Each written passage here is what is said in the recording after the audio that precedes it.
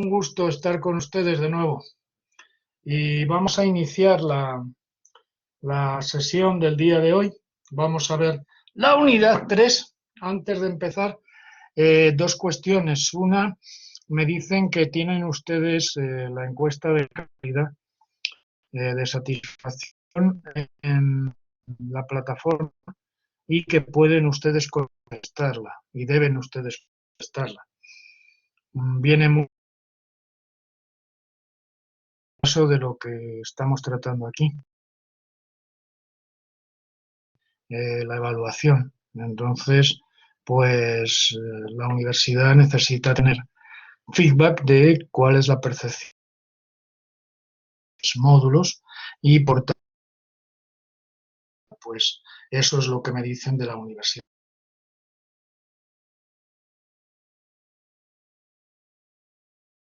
La segunda es que quiero felicitarles por los trabajos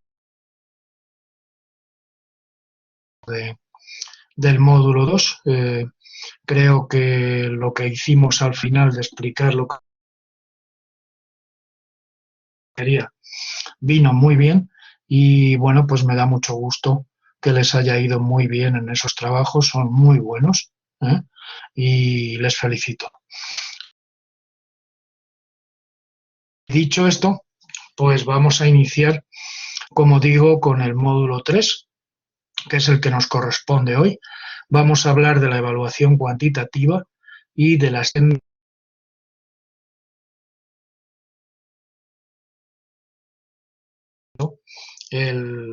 Cada una de las diapositivas de la presentación que les he hecho para que ustedes pues puedan compartir y puedan comprender, mejor dicho, lo que tenemos que ver en el día de hoy. Entonces, pues sin más entretenimiento, vamos a ver qué es lo que tenemos aquí. Como les digo, la unidad 3 habla de las técnicas e instrumentos de evaluación cuantitativa y, bueno, pues parece que se ha descargado la presentación. Disculpen. Me está dando vueltas y vueltas. Vamos a ver si lo podemos solucionar, porque está pesado el tema. Está bastante pesado. Sí, la explicación de la tarea vi que les ayudó mucho y me alegro enormemente. Lo haremos también en el día de hoy y bueno, pues creo que es lo adecuado. Entonces les decía que no carga la... Ah, sí, ya está aquí. Primero vamos a ver, como siempre, cuál es la finalidad que tiene esta unidad y la finalidad de esta unidad es que ustedes conozcan lo que es la evaluación cuantitativa para poder sistematizarla y poder diferenciarla de otros tipos de evaluación.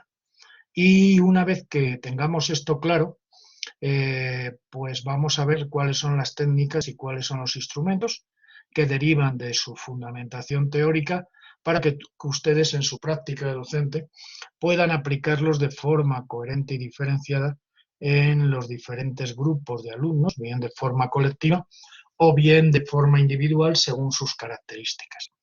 Y todo ello haciendo referencia permanente en el protocolo que vamos a ver, en el contenido a los protocolos de buenas prácticas y con la bibliografía pues pertinente y actualizada. Entonces, conocer la evaluación cuantitativa, poder diferenciarla de otros tipos de evaluación para poder aplicarla en el ámbito educativo a los diferentes alumnos de manera diferenciada. Muy bien. Vamos entonces a ver si vemos que está esto hoy. Uf, ¿cómo está esto? Ahí está.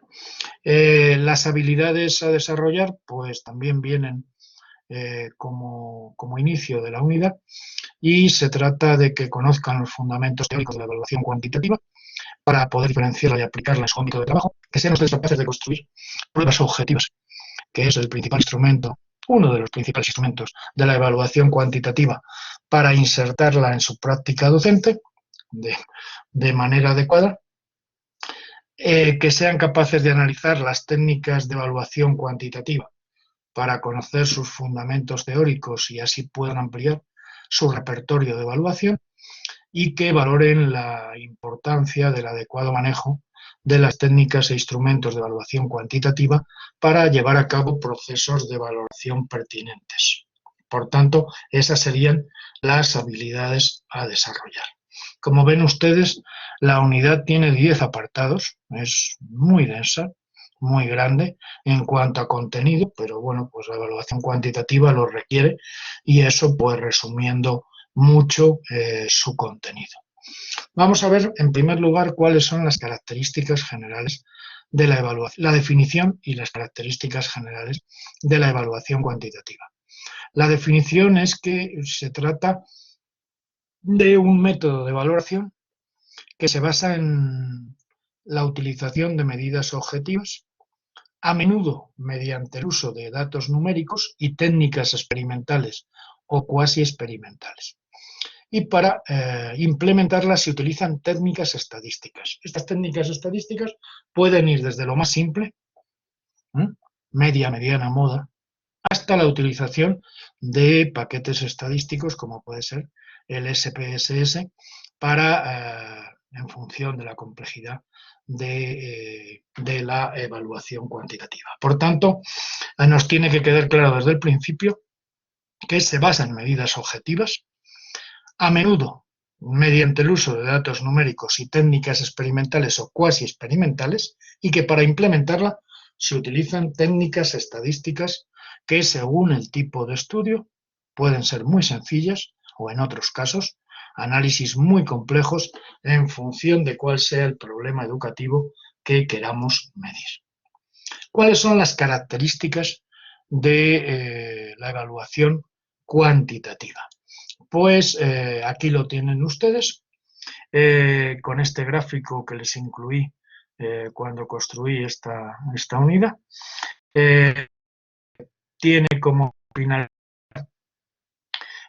pues clasificar, en función de eso establecer un diagnóstico en función de los datos obtenidos y tomar decisiones, y se basa, ¿no?, en función del establecimiento de valores estadísticos. Los valores estadísticos nos permiten clasificar y tomar decisiones. Bien, vamos a ver la siguiente diapositiva, si quiere pasar, porque está esto, está pesadito.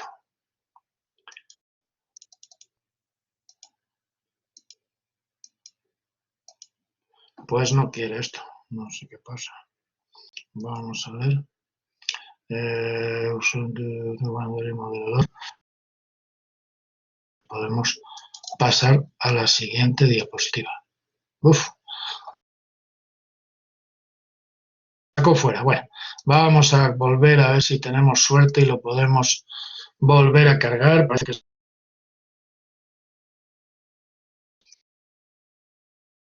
vamos a ver, aún están intentando volver a conectarse. Puede deberse a problemas de conectividad. Espere y la conexión se restablecerá en breve. Todo eso me está diciendo ahora mismo el ordenador. Entonces la plataforma. No sé si es problema mío o es problema de allá. Lo desconozco. Volver a cargarlo, porque veo que si no, con la prisa además que tenemos, no vamos a poder completar esto.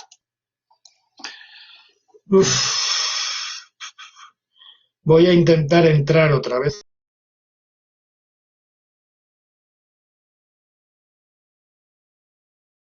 Vamos a ver si podemos. Es que ni siquiera. ¿Me están oyendo? Sí le escuchamos, doctor, pero por momentos le escuchamos un poco cortado. ¿Me oyen? Bueno, bueno.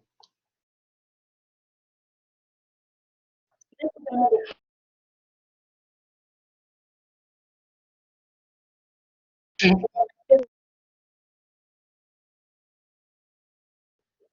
Ah, está dando, ahora esta presentación siempre pasa lo mismo.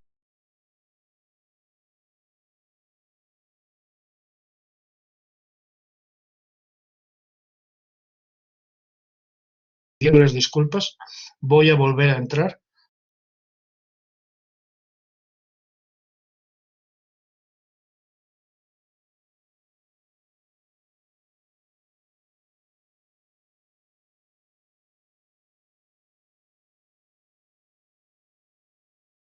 Ya tenemos algo. Ya creo que lo tenemos acá. Espero que se oiga mejor y espero que no nos dé más problemas, ¿eh? Lo siento y les pido disculpas, de verdad. Pero decíamos que las características de la evaluación cuantitativa pues son una serie de características muy determinadas. Ya hemos visto esta parte, ahora ya parece que va mejor.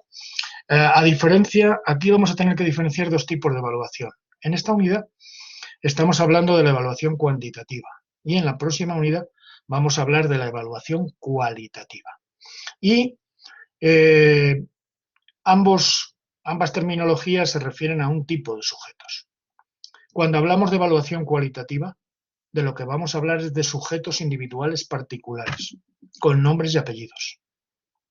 Cuando hablamos de evaluación cuantitativa, esta no se va a preocupar por las personas, por su historia personal, por sus antecedentes, sino que lo que trata de medir es la optimización de un sistema a nivel global, respondiendo a preguntas tales como ¿cuál ha sido el número de sujetos de la muestra? ¿Cuáles fueron los resultados de la efectividad? Entre otras cuestiones. Y en el ámbito educativo, la evaluación cuantitativa se lleva a cabo utilizando herramientas que se denominan objetivas. Son pruebas estandarizadas, test, que permiten comprobar únicamente si los alumnos han retenido una información determinada o no. Sin embargo, no es la herramienta adecuada para la introspección y para lograr descubrir si los estudiantes son capaces de aplicar en el mundo real a la resolución de problemas sus nuevos conocimientos. Por tanto, primera cuestión que nos debe quedar clara. Lo que mide la evaluación cualitativa son sujetos particulares. Lo que mide la evaluación cuantitativa son eh, valores que se dan dentro de un grupo. Entonces, tiene que quedarnos claro desde el principio porque hay a veces mucha confusión con estas cuestiones. Miren, lo advierto desde el principio. Ustedes cuando vean números en una tesis doctoral, en una tesis de maestría, cuando hacen un estudio cuantitativo a un número X de sujetos o utilizan una muestra, lo primero que van a obtener son datos generales de esa muestra o de ese grupo. Y luego después se puede ir a la evaluación cualitativa viendo a ver lo que ha dicho, lo que ha hecho cada sujeto. Por tanto, con esto les quiero decir que la mayoría de las evaluaciones suelen ser mixtas. Primero se aplica la parte cuantitativa y luego después la parte cualitativa. Podríamos decir que la evaluación cualitativa empieza cuando termina la cuantitativa. Cuando termina la cuantitativa ya puedo referirme a sujetos concretos, pero con la cuantitativa lo único que obtengo son datos sobre variables que son comunes a un grupo. Bien, aquí tienen ustedes en este gráfico también la diferencia entre ambas. La evaluación cualitativa lo que aprecia y valora es el desarrollo de las dimensiones de las y los estudiantes. Se expresa en forma literal. Mientras que la evaluación cuantitativa lo que valora es el desarrollo de las dimensiones mediante la aplicación de instrumentos y se expresa en números. La primera en letras, la segunda en números. La evaluación cualitativa se puede realizar mediante guías de observación, guías de entrevista. La evaluación cuantitativa puede llevarse a cabo mediante las producciones del alumno, analizándolas, la evaluación oral o la evaluación escrita.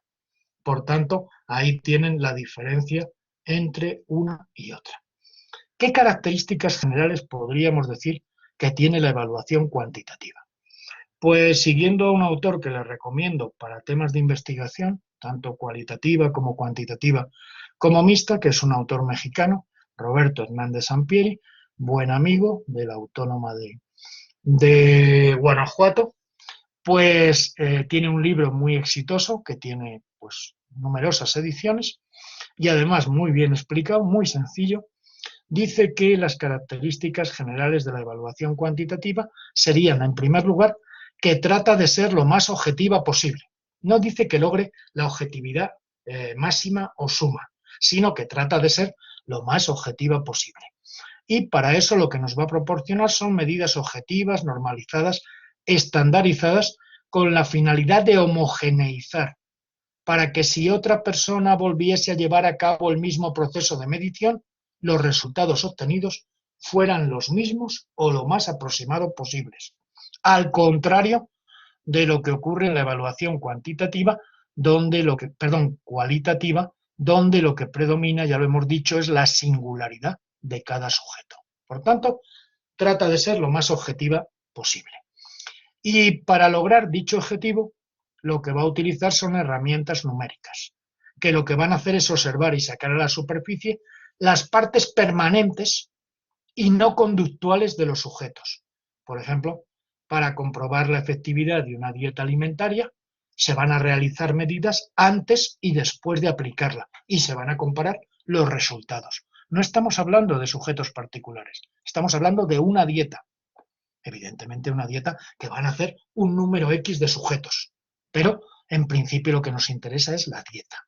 Y lo que hacemos es medir antes y medir después para poder comparar los resultados. En el ámbito educativo tradicional, en la escuela tradicional, en la escuela de siempre, la evaluación cuantitativa se ha visto en forma de pruebas estandarizadas, test. También algunos tipos de exámenes con el nombre de pruebas objetivas.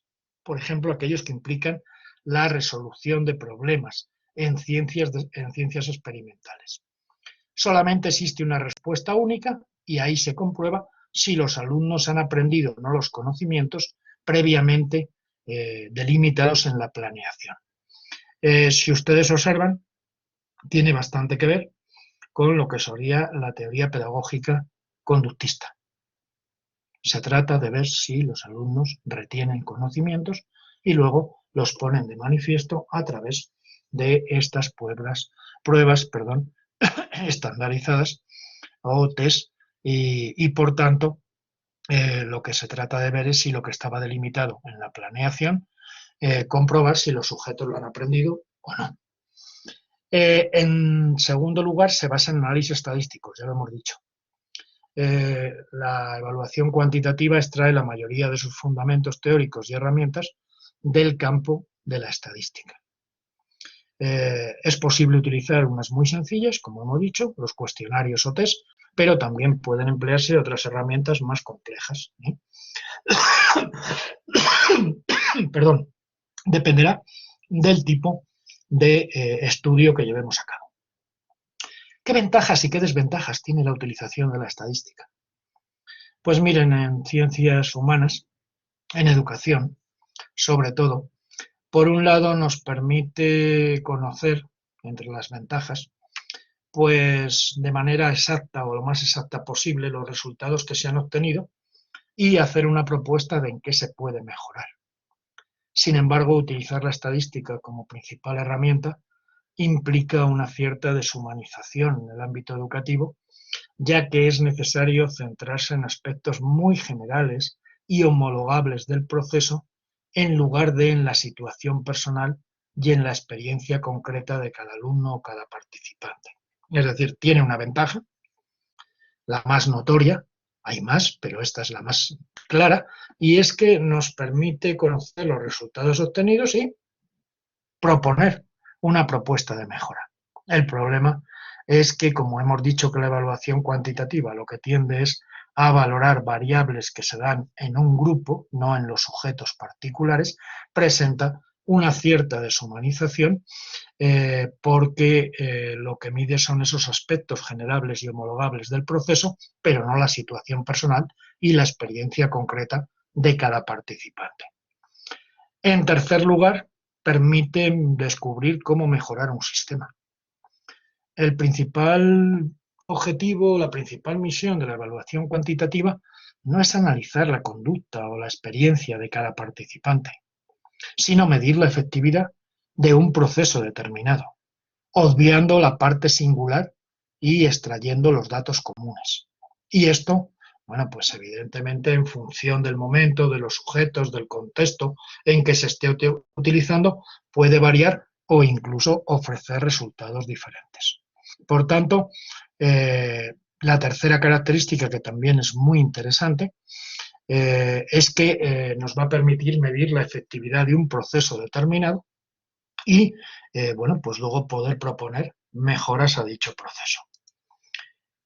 Aquí tenemos también los tres modelos de evaluación, como les digo, cuantitativos, cualitativos y mixtos. Los cuantitativos, pues entre sus objetivos está el de aplicar la máxima objetividad y valoración en la calidad de un producto y se caracteriza por la operacionalización de variables, por la estratificación y aleatorización de muestras. Luego veremos esto. Las técnicas o la técnica son los test de rendimiento y los test psicométricos. Ya lo hemos dicho hace un momento. Pruebas objetivas estandarizadas, test. La cualitativa, pues ya lo veremos en la próxima unidad de manera más detenida, pero podemos adelantar que entre los objetivos que tiene es comprender la intencionalidad y los significados subjetivos que se producen en el marco escolar, es decir, atiende a sujetos concretos y comprender así su proceso de experiencia-aprendizaje. El método que utiliza debe ser inductivo y descriptivo y la técnica es la observación, la entrevista y el debate. Y existe un modelo mixto, cual y cuantitativo o cuanti-cualitativo, donde, bueno, pues lo que se trata es de completar uno con otro. Ninguno de los dos es completo. En educación, pues nos interesa saber lo que son determinadas situaciones que se dan en un grupo, pero luego lo que nos interesa, pues evidentemente es poder atender a los sujetos particulares. Entonces, no se obsesionen cuando vean números, repito. A veces este es un error muy común en los tribunales de tesis doctoral o tesis de maestría. Llega el alumno, ha seleccionado una muestra, ha aplicado pues un cuestionario, una entrevista, lo que sea, tal, una encuesta, y en cuanto salen los números dice, esta es una evaluación cuantitativa. No, mire usted, es una evaluación cuantitativa en principio, pero si luego usted me va a decir de esa muestra que usted tiene en bruto de un grupo, qué sujetos en particular tienen una característica y qué sujetos tienen otra, como suele suceder, estamos hablando de una evaluación cual y cuantitativa. Entonces, el número, si es solo número, sí, pero entonces usted no va a poder extraer de ahí más datos que lo que afecta al grupo. Si usted empieza a querer decir que dentro del grupo hay singularidades, hay diferencias entre unas personas y otras, entonces ya está entrando en lo cualitativo. Por tanto, cuantitativo, cualitativo y mixto. Estos son los tres modelos de evaluación. Muy bien. Aquí conviene recordar, aunque de forma muy rápida, algo que ya vimos en la unidad anterior, que es el proceso de planificación de la evaluación. ¿Y por qué lo presentamos aquí de nuevo? ¿O por qué se lo recordamos a ustedes aquí de nuevo? Pues porque en él es donde vamos a insertar el concepto, las técnicas y los instrumentos de la evaluación cuantitativa. Y por tanto, aunque sea de una forma muy rápida, pero sí vamos a decir lo que decíamos la unidad anterior. Para diseñar y planificar la evaluación tenemos que conocer competencias y enfoque didáctico, aprendizajes esperados, contenidos, metodología, recursos y materiales didácticos y técnicas e instrumentos de evaluación más apropiados porque permiten valorar los aprendizajes de los estudiantes y además determinan los momentos en que se van a usar. Por tanto, por eso lo recordamos aquí. Lo recordamos aquí porque había una secuencia ordenada que va de arriba hacia abajo, si quieren ustedes de lo más a lo menos, y es que partimos de las competencias y el enfoque didáctico, después vienen los aprendizajes esperados, después vienen los contenidos, después la metodología, después los recursos y materiales didácticos y después las técnicas e instrumentos de evaluación. Por tanto, recordar esto para insertar la evaluación cuantitativa dentro de las técnicas e instrumentos de evaluación.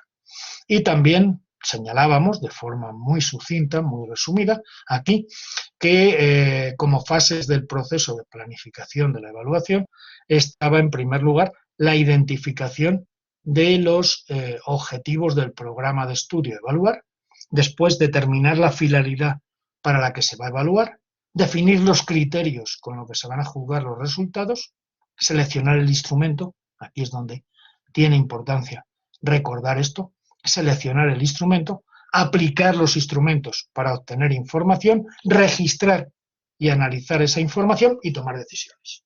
Por tanto, de acuerdo con el proceso de planificación de la evaluación, el concepto de evaluación cuantitativa tiene su sentido y tienen su sentido los instrumentos que veremos ahora después de evaluación cuantitativa porque son una parte del proceso de planificación de la evaluación. Recuerden que empezábamos en la evaluación diagnóstica, planificábamos los aprendizajes, estos aprendizajes llevaban un proceso donde llevábamos a cabo la evaluación formativa para terminar en la sumativa y tomar decisiones.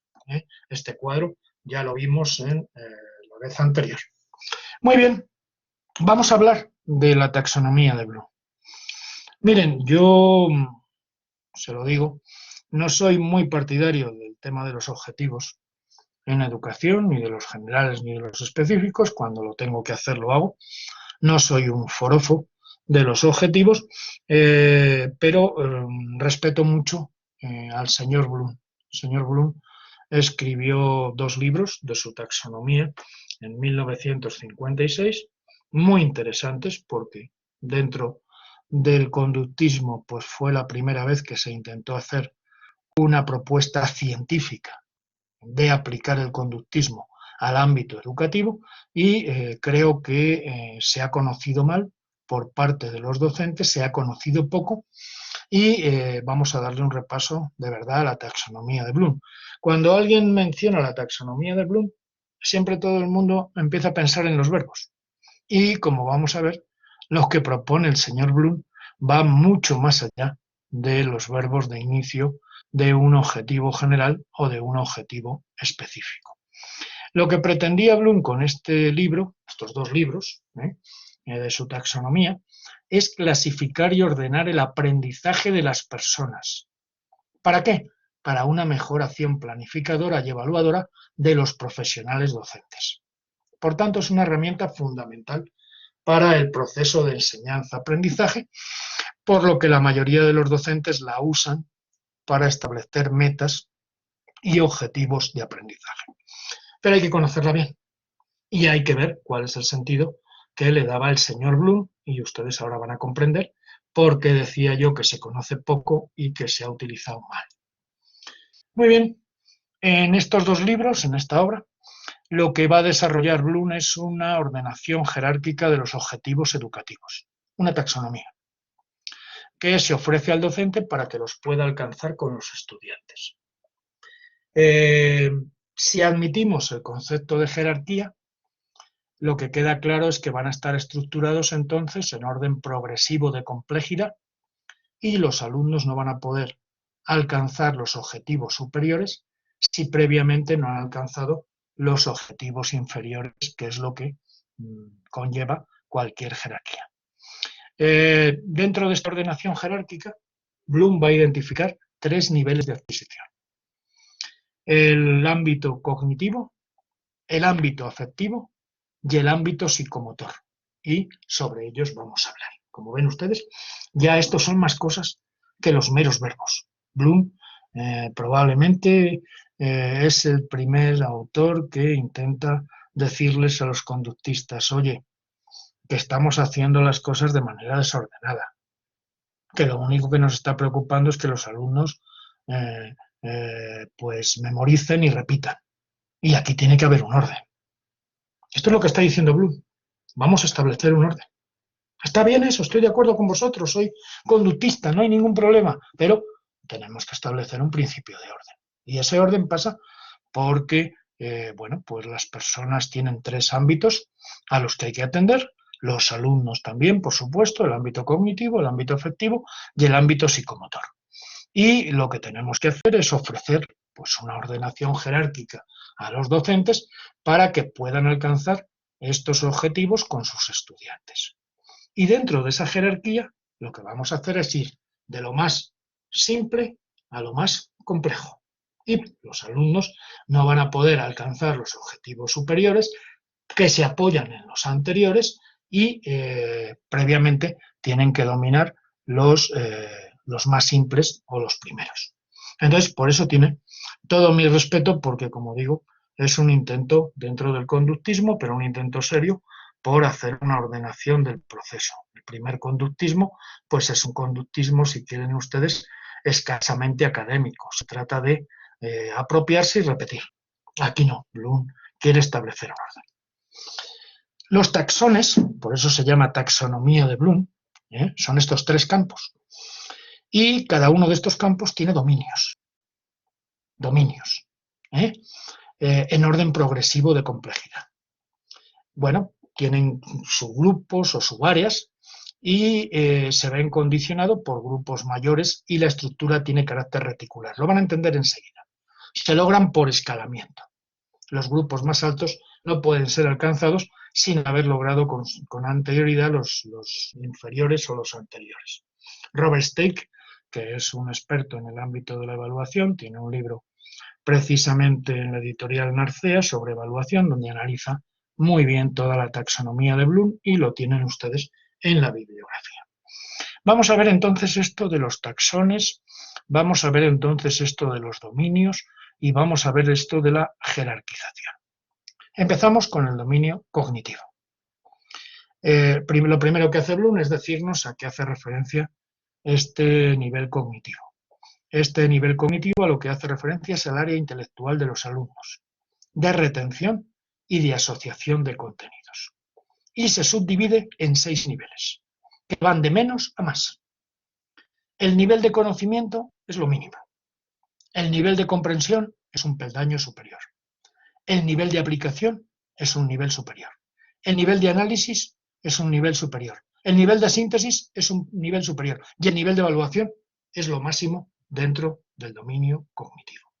Por tanto, primer dominio, el cognitivo, subdividido en 6 niveles. Conocimiento, comprensión, aplicación, análisis, síntesis y finalmente la evaluación. Conocimiento, ¿qué implica? Es el primer nivel, el primer dominio, perdón, del nivel cognitivo. Pues este dominio hace referencia al conocimiento que los alumnos deben tener sobre los contenidos, datos específicos y las formas y medios de tratar dichos datos, bien por medio de la retención, bien por medio de la memoria o bien por parte de la asociación. Es el nivel más bajo del dominio cognitivo. Muy bien, el segundo, la comprensión.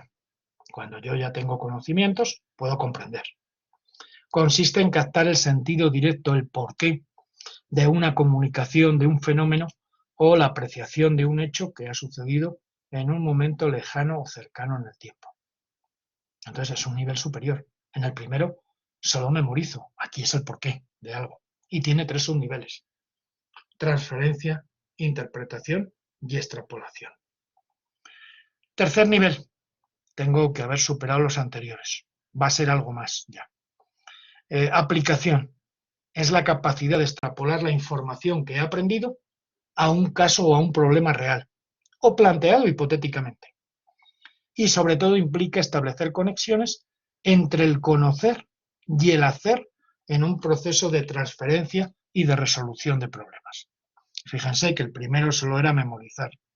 El segundo es captar el sentido directo, el porqué de un fenómeno o un hecho que ha sucedido en un momento lejano o cercano en el tiempo. El tercero es más, es la capacidad de extrapolar la información aprendida en un caso o problema real o planteado hipotéticamente, y significa poder establecer conexiones entre el conocer y el hacer en un proceso de transferencia y de resolución de problemas. El cuarto, el análisis. El análisis implica ser capaz de aislar las diferentes partes de un todo problema para poder ver la prelación y las conexiones, es decir, para poder ver qué es lo que va primero y qué es lo que va después, y para ver cuál es la conexión. Y además se subdivide en 3 fases: analizar los elementos, analizar las relaciones y analizar los principios de organización. Como ven ustedes, es mucho más que el anterior. La síntesis es más que el análisis. Hace referencia a comprobar y comunicar con lenguaje propio los elementos que forman un todo o una situación a evaluar. Esto ya es más que lo anterior. No solamente es que lo he hecho, ahora lo tengo que comunicar. Evaluación, último nivel. Comprende o implica una actitud crítica. Establecer pros y contras que debe dominar el alumnado frente a los hechos que conforman un problema. Es decir, es comprobación de juicio analítico sobre lo llevado a cabo y que es la resolución de un problema, y entonces ver los pros y los contras. Entonces, vamos de menos a más, del conocimiento a la evaluación, pasando por, como hemos dicho, pues la comprensión, la aplicación, el análisis, la síntesis y la evaluación. Entonces, bueno, pues la verdad es que Bloom, cuando analiza el dominio cognitivo, nos da una visión muy completa de los procesos intelectuales que tiene que llevar a cabo el alumno para pasar de un nivel inferior a un nivel superior. Y luego va al dominio afectivo. El dominio afectivo, que es otra parte que en principio, recuerden que negaban además los primeros conductistas, la idea de la caja negra donde no se podía entrar ni se debía entrar, solamente los resultados observables. Aquí Bloom es respetuoso en parte con eso, porque se trata de que los alumnos tomen conciencia de que se está produciendo un crecimiento en ellos en cuanto a los dominios afectivo y actitudinal. No es que le interese más que lo anterior, pero entra a hacer un análisis de ello para ofrecérselo a quienes negaban todo esto. Y dice que el primer nivel de esta parte afectiva sería la recepción. Lo que hace el alumno es prestar atención y observar de forma pasiva, pero atenta, las emociones y actitudes propias y de las personas de su alrededor. Recepción. Pero hay un nivel superior, respuesta. Una vez que se ha fijado, que ha analizado sus emociones y actitudes y las de los demás, el alumno debe convertirse ahora en el protagonista de su proceso de aprendizaje, de las emociones, atendiendo a estímulos, recepción y reaccionando ante ellos de forma consciente. Por tanto, se trata de que primero aprenda cuáles son las características de las emociones y de las actitudes. Ahora, ante un ejemplo o una situación, se trata de que reaccione. Y, en tercer lugar, la valoración, que va a implicar que una vez que ha respondido ante una situación, que sea capaz de seleccionar objetos, fenómenos, informaciones en función del valor para su formación o toma de decisiones, de manera consciente. Por tanto, primer nivel, recepción, observa.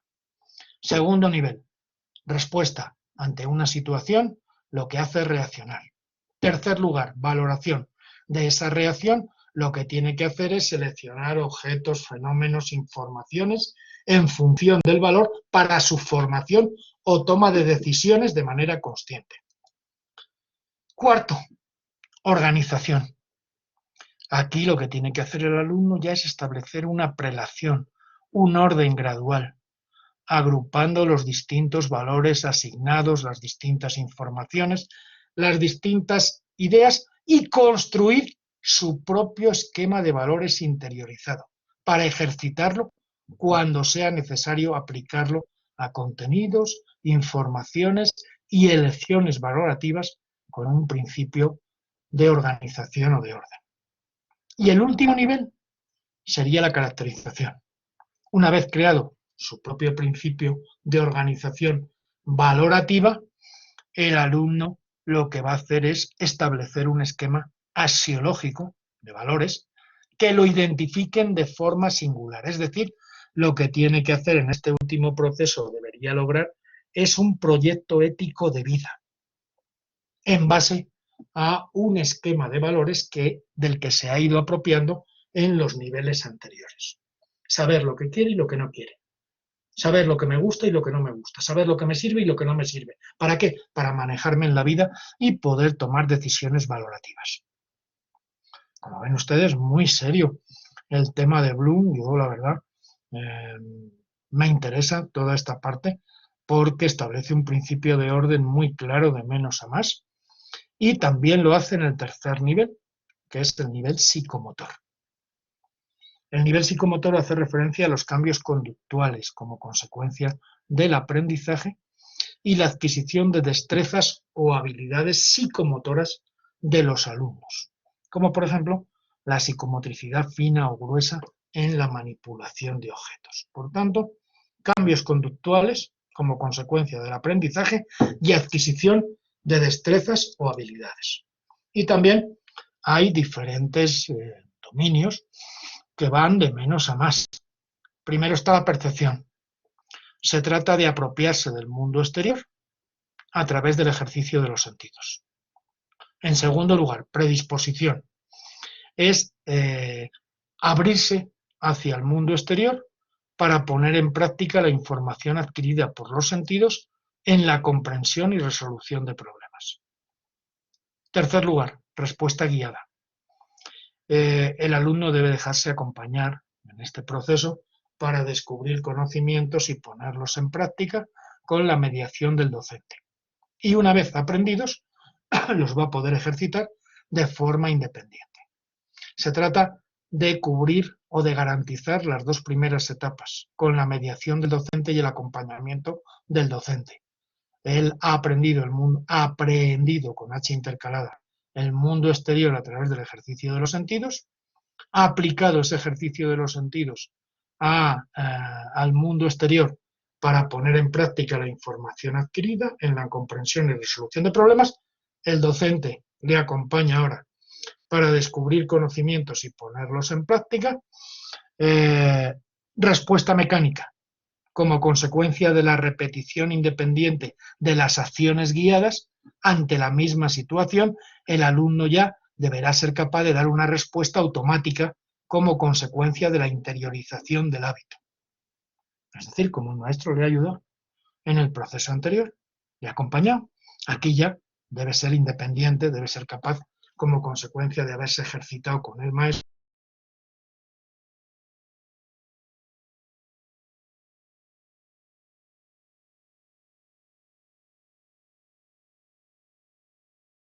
de la independencia para llevar a cabo acciones que previamente han sido guiadas y ahora es capaz de analizar y proponer su aplicación a la hora de actuar, ya solito.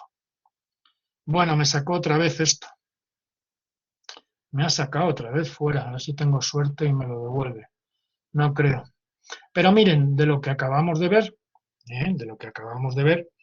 esto de la respuesta guiada por el docente y de lo que sería luego la respuesta independiente, recuerden ustedes que en teorías pedagógicas era justamente la zona del desarrollo próximo de Vygotsky. La zona del desarrollo próximo de Vygotsky era el paso de de la heteronomía, del acompañamiento por parte del maestro a lo que era la autonomía, que era ya la independencia por parte del alumno. Entonces, Bueno, pues vamos a ver si me deja plantearles nuevamente, compartir los archivos. Bueno, vamos a ver. Si no me deja compartírselo, no sé por qué la máquina hoy no me deja, pues poder compartirles, me saca, me pone dentro. Voy a intentar conectarme otra vez con su permiso, porque ya llevábamos un rato y íbamos bastante bien. Entonces, me van a permitir ustedes que, bueno, pues salga y vuelva a entrar, a ver si me deja esto o no me deja. Parece que está cargando diapositivas, uy, qué bueno. Bueno, pues vamos a ver entonces que ya estábamos terminando la taxonomía de Bloom, a ver si nos permite ahora compartirlo, aunque sigue esto dando muchas vueltecitas, pero como les decía, es una obra muy seria, que a veces pues simplemente se ha eh, ceñido, se ha reducido al tema de los verbos para iniciar la construcción de los objetivos. Y como vemos, lo que hace Bloom pues es un análisis muy serio de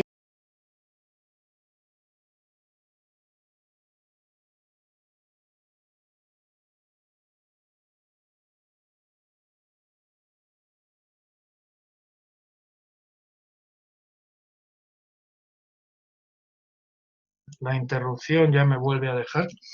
Les decía que es una respuesta muy seria desde el punto de vista conductista al análisis de la naturaleza humana. La parte que más importa es la cognitiva, pero evidentemente Bloom lo que demuestra es que en ese proceso se pueden adquirir también un esquema de valores y se pueden adquirir también pues habilidades para llevar a cabo estos procesos, lo cual es desconocido por la mayoría de los maestros que aplican la taxonomía de Bloom. Ustedes ya, evidentemente, no van a ser o no van a estar dentro de ese grupo si ustedes quieren, porque tienen una visión mucho más completa de la taxonomía. Muy bien, vamos a ver las técnicas e instrumentos de evaluación cuantitativa. Y vamos a empezar con la observación. La observación cuantitativa, pues es una técnica que consiste en el examen atento que un sujeto va a realizar sobre otros o sobre determinados objetos o hechos para llegar al conocimiento profundo de los mismos, mediante la obtención de una serie de datos, que son generalmente difíciles o costosos de alcanzar por otros medios. Por tanto, la observación cuantitativa es el examen atento que un sujeto va a realizar sobre otros, o sobre determinados objetos o hechos de aprendizaje para llegar al conocimiento profundo de los mismos, mediante la obtención de datos que generalmente son difíciles o costosos de alcanzar por otros medios. Esta es la definición que nos plantea Reyes Trujillo y los resultados de esta observación cuantitativa se obtienen mediante métodos de análisis estadísticos y numéricos. Implica la observación de una variable objetiva que pueda asociarse con un valor numérico. Por ejemplo, la edad, las calificaciones, el peso, el volumen, la escala. ¿eh? Sobre esas variables se puede aplicar la observación cuantitativa. Y normalmente lo que se hace es tomar una muestra. A veces los grupos sobre los que se lleva esa observación cuantitativa son muy numerosos. Y lo que se hace es tomar una muestra de los mismos que debe representar de forma clara a la totalidad de la población. Por tanto, el tamaño muestral debe ser amplio para, a través de la observación, dar cabida a la mayor variedad de sujetos y grupos que existen dentro de una población que no se puede analizar en su totalidad y que el grupo seleccionado sea representativo de la misma. ¿Cuándo se utiliza esto? ¿Cómo se utiliza? Normalmente hay unas ecuaciones de Colbert que señalan cuál es el número mínimo de sujetos dentro de una población que yo debo tomar, puede ser por cohortes o puede ser de una totalidad, para que esta muestra sea representativa de los sujetos de esa población. Normalmente se utilizan ecuaciones, como digo, dentro del marco teórico de las tesis, pues esta es una parte que hay que llevar a cabo, pero y luego en las encuestas políticas también, normalmente, cuando se hacen encuestas de carácter político, lo que se hace es tomar una muestra representativa de la población a la que, bueno, pues se le hace una encuesta para poder ver lo que son lo que serían las preferencias políticas o sociales, en otros casos, dependiendo del tipo de estudio, a través de esa muestra de la totalidad de la población y orientar así pues campañas políticas, campañas sociales. Pero la mayoría de las veces se utiliza una muestra, porque estamos hablando de poblaciones pues, o de grupos poblacionales muy, muy amplios. Normalmente los ministerios de educación en los diferentes países, cuando elaboran encuestas sobre el sistema educativo, lo que hacen es tomar una muestra representativa para llevar a cabo esos estudios, esas informaciones que nos plantean. Muy bien, importante, por tanto, tener en cuenta dos cosas. La observación cuantitativa, se obtiene utilizando métodos de análisis estadísticos y numéricos, implica la observación de variables objetivas que pueden asociarse con un valor numérico. Y normalmente lo que se utiliza es una muestra que debe representar de forma clara la totalidad de la población. Y esa muestra debe ser amplia y representativa de esa población en cuanto a variedad de sujetos y grupos. Bien, si los rasgos a observar son genéricos, son atribuibles a la mayor parte de la población, es más probable que los resultados de la observación tengan mayor fiabilidad y mayor representatividad. Y una vez que el investigador recopila datos de la muestra, es necesario después analizarlos y comprobar si se lograron los resultados observados. Esto forma parte de cualquier, como les digo, investigación académica, llámese tesis de maestría, tesis doctoral, artículo para una revista indexada, con una parte que tiene pues, de estadística para comprobar las hipótesis, los problemas de investigación. Lo que se hace después de obtener los datos es comprobarlos, analizarlos y ver si se lograron los resultados observados. Se utiliza en la investigación científica y académica porque produce información que luego se puede tratar estadísticamente.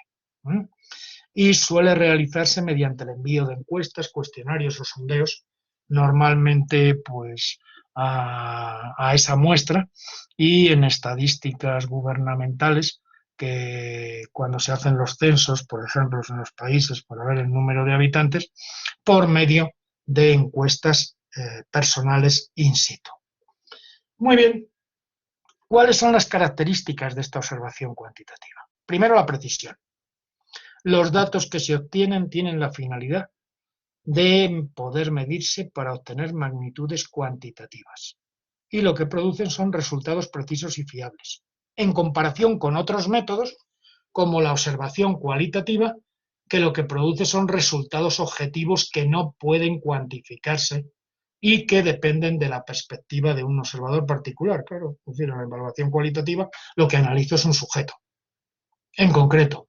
Y cuando lo que hago es analizar un sujeto, pues si lo hago yo, observo el lenguaje verbal, pero si viene otro, observa el lenguaje verbal y no verbal y además determinadas posturas, etcétera. Entonces, normalmente suelen cambiar los resultados. En el caso de la observación cuantitativa, los datos que se obtienen tienen la finalidad de que se pueden medir para obtener magnitudes cuantitativas y producen resultados precisos y fiables. En segundo lugar, resultados constantes. Los resultados de este método de observación pues son constantes y objetivos. Por ejemplo, el punto de ebullición del agua al nivel del mar será de 100 grados centígrados y no cambiará con otras variables que permanecen constantes. Entonces, precisión, resultados constantes, creación de muestras, ya lo hemos dicho, investigación científica, una vez que tengo la muestra y aplico la observación cuantitativa, pues me permite llegar a generalizaciones con base en la cuantificación, tomando solo una muestra representativa, resultados sin sesgos, la observación cuantitativa al definir o características poblacionales significativas y cuantificar los resultados con herramientas estadísticas está libre de sesgos. No depende de la observación subjetiva de un observador individual que elige los indicadores a observar, pero sí tiene un margen de error derivado de la hipótesis de investigación. Ese error suele ser aceptable siempre y cuando se encuentre entre el 3 y el 5%. Lo observarán ustedes cuando hay encuestas sobre preferencias políticas, tal, que la ficha dice esta encuesta se llevó a cabo, perdón, ay, lo que tienen ustedes aquí se llevó a cabo mediante encuesta telefónica a un total de 600 personas con un margen de error de más menos 3, 5%, o más menos 3%, o más menos 5%.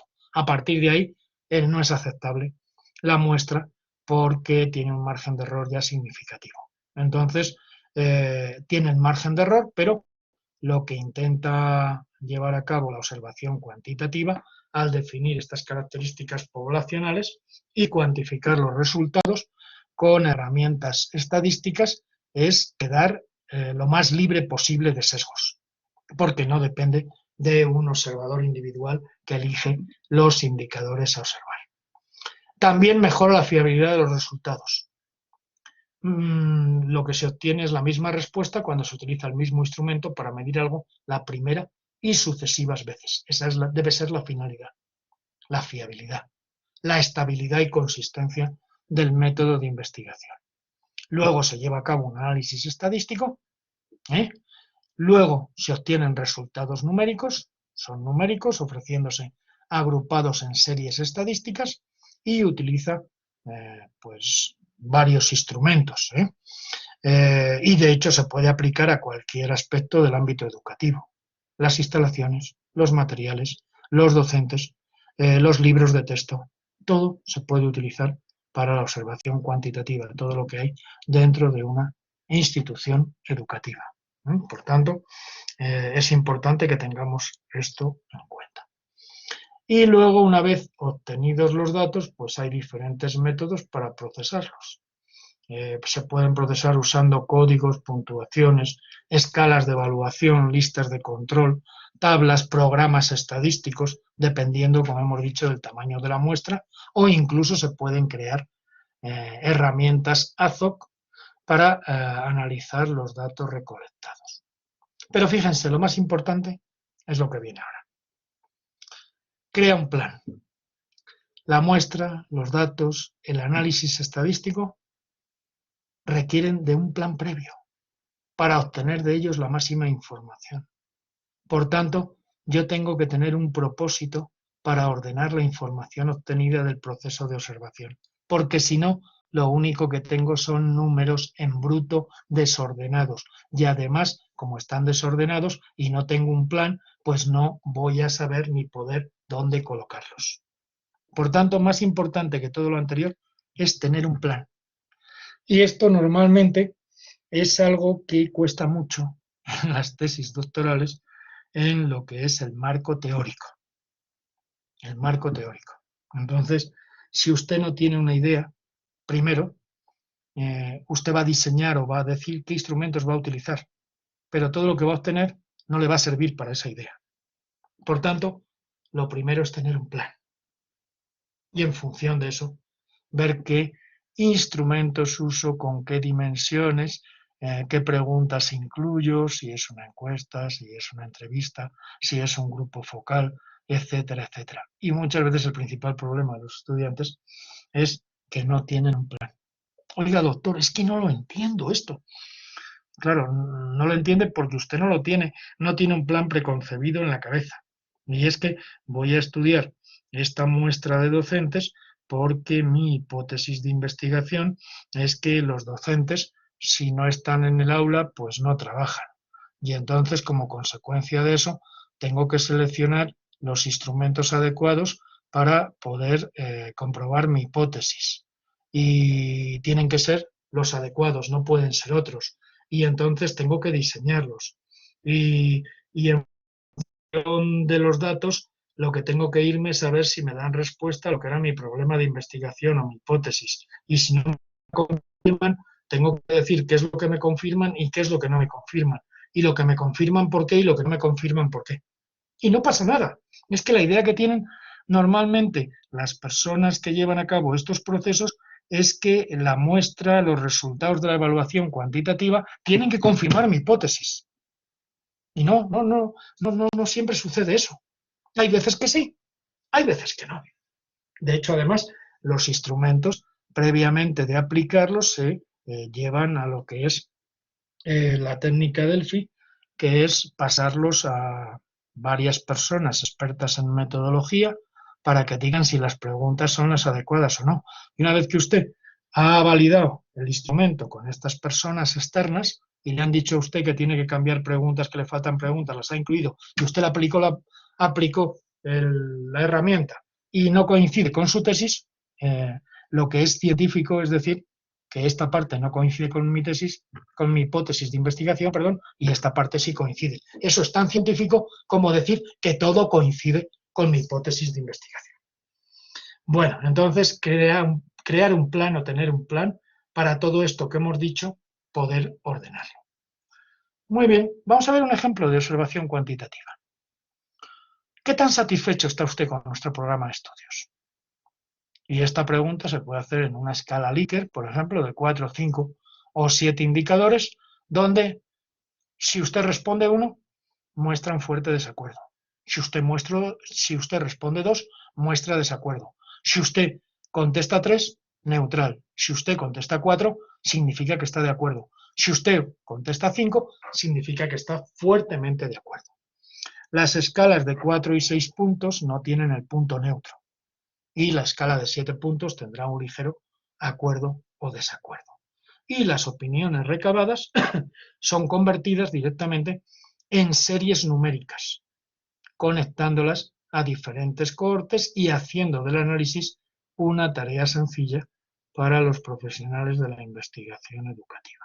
Entonces, ese sería un ejemplo de observación cuantitativa micro dentro de un aula. No puede ser una investigación a efectos de alumnos de una región, de una zona, de un nivel, de una materia en todo un país. Entonces ya tenemos que seleccionar una muestra. Muy bien. Las pruebas objetivas. Otra de los instrumentos fundamentales en la evaluación cuantitativa son las pruebas objetivas. Son instrumentos de medida elaborados rigurosamente y que permiten evaluar conocimientos, capacidades, destreza, rendimiento, aptitudes, inteligencia. Son un recurso que se utiliza para la evaluación diagnóstica, para la evaluación formativa y para la evaluación sumativa. Son un instrumento auxiliar del docente.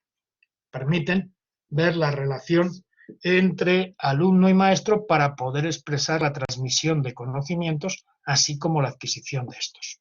Las pruebas objetivas, pues ustedes creo que en la unidad 1 llevaron a cabo una de ellas.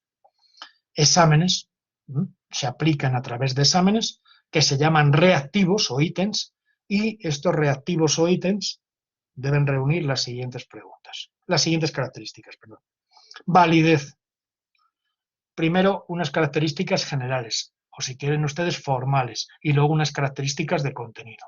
Pero entre las características formales es que tienen que tener validez, es decir, una prueba es válida cuando mide lo que pretende medir y pierde validez cuando ofrece información que yo no quería. Entonces tenemos que tener cuidado con esta cuestión. En segundo lugar, consistencia o confiabilidad. Y es que cuando después de haber aplicado varias veces sigue arrojando los mismos resultados, que en este caso serían las calificaciones. Objetividad, cuando los resultados son precisos y no se alteran. Unívoca, la prueba debe tener una sola respuesta. Inequívoca, las instrucciones son claras y no permiten confundir al alumno. Adaptada, el contenido tiene concordancia con la pregunta. Suficiente, el número de cuestiones está condicionado por la información. Es decir, no puede ser ni muy larga ni muy corta, sino que la información determina el número de cuestiones. Económica, tiene que haber una concordancia entre el tiempo y esfuerzo para corregir y para resolver. Por tanto, no es tan sencillo esto de las pruebas objetivas. A veces nos creemos que una prueba objetiva, bueno, pues esto es lo más sencillo de hacer porque me va a permitir, sí, pero usted tiene que tener en cuenta todos estos elementos que hemos dicho. La prueba tiene que ajustarse a que usted mida lo que quiere medir. En segundo lugar, cuando después de haberla aplicado varias veces, arroja los mismos resultados.